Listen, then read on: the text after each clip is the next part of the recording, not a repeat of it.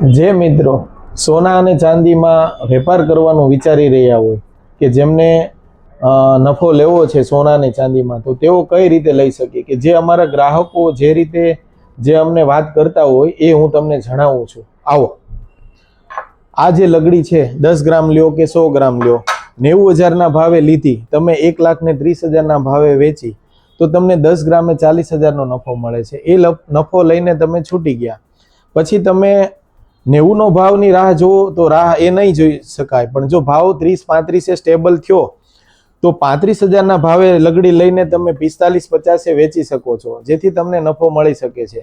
પછી પાછું થોડું ઘણું અંદર આવે અને ન પણ આવે તો એ જ્યારે અપ જાય છે પછી પણ સ્ટેબલ થયું તો તમે લઈ શકો છો, અને અંદર આવે તો પણ લઈ શકો છો. એટલે જો 1,50નો ભાવ થયો તો 2 લાખે વેચી શકો છો, અને 2,70નો ભાવ થયો ચાંદીનો અત્યારે, અને જો 3 લાખે થાય તો તમે 30,000એ વેચી શકો છો.